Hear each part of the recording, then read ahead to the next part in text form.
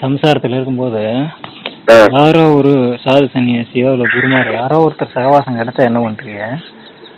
கிடைச்ச ஜோருக்கு கொஞ்ச நாள் வந்து அவர் சொல்றது வந்துடுறீங்க. பெர்மனண்டான பழக்கமா மாறணும். அது இல்ல. பெர்மனண்டான திருப்பி உலக விஷயங்கள் வரும்போது இது எல்லாத்தையும் விட்டுறோம். பெர்மனண்டான பழக்கமா மாறும்போது தான் மாறணும். அதை அடுத்த நிலை கொண்டு போகும். ஆமா, அப்பதான் அடுத்த நிலைக்கு அதை எடுத்துட்டு நம்மளும் போக முடியும்.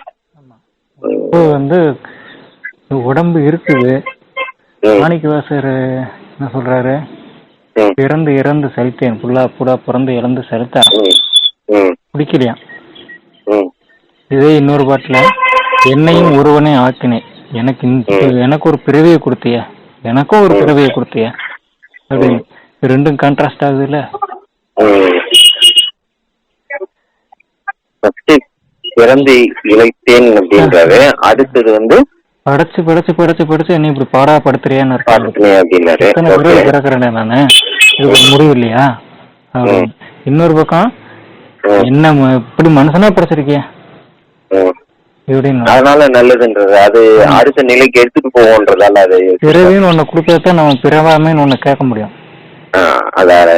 அதுவும் மனித பிறவியா மட்டும் இல்லதான். பிறப்புக்கும் பிறவாமைக்கும் இடையில மரணம் வருது. பிறந்தா மரணம், இதுக்கு அப்பாற்பட்டது இந்த பிறவிக்கு மரணம், இதுக்கு அப்பாற்பட்டது பிறவாமை இல்ல. இதுக்கு முன்னாடி எல்லாம் ஒரு நிலை இருக்கு. இருள் சூழ்ந்து பிறப்பும் கிடையாது, இறப்பும் கிடையாது, முக்தியும் கிடையாது. எல்லாத்துக்கும் சூன்யத்துல கிடக்கும். இருள்ல கிடக்கும். அந்த இதுல வந்து முளைக்காத விதை மாதிரி அது. ஒரு விதை மண்ணில் விழுகணும், விதைக்கணும், அது வளரணும், வளர்ந்து பூத்து குலுங்கணும். பூத்து குலுங்கிறதுக்கு அப்புறம் வந்து அது உருக்கத்துக்கு போகும். இது வெறுமனே இருள்லயே கிடக்குற மாதிரி. அது பிறப்புன்னு ஒண்ணு வந்தாத்தான் ஆன்மாக்கு விழிப்பு தன் உணர்வு வரும். அதை கொடுத்ததுனாலதான் அவரு பிறப்ப வரம்ங்கிறாரு.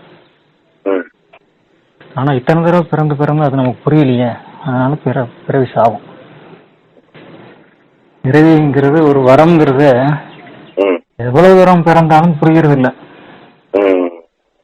அந்த அறியாமையில் இருக்கிற வரைக்கும் பிறப்பு சாபம். இந்த பிறக்கும் சாப்பிடும், செத்து போயிடும்.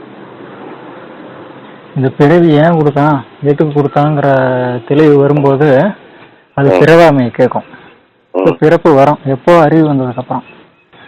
அதுக்கு முன்னாடி வரைக்கும் அது துன்பம். இந்த உடம்பு அவர் கொடுத்துருக்காரு.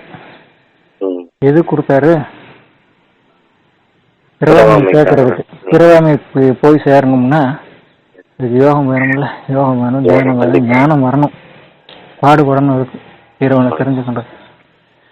அது ஜோர்ல கொஞ்ச நாள் செஞ்சுட்டேன். உடம்பு கால் பண்ணிட்டு உடம்பு இது போனோம்னா எல்லாமே மைண்ட் டோட்டலா எல்லாமே ஆஃப் ஆயிடும். ஆமா, சுத்தமா ஆஃப் ஆயிடும். டோட்டலா எதுவுமே சிந்தனை வரல. இது இந்த உடம்பு வந்து மனுஷ உடம்பு வித்தியாசம். மனுஷ உடம்புலதான் வந்து நன்மை தீமை சிந்திக்க முடியும். ஒரு மரத்துக்கு குரங்கு வந்து சாப்பிட போகுது, பழம் பறிச்சு சாப்பிட போகுது. இன்னொரு அணில் வருது, அடிச்சு துரத்தி விட்டுரும், இது கொன்னே விடும்.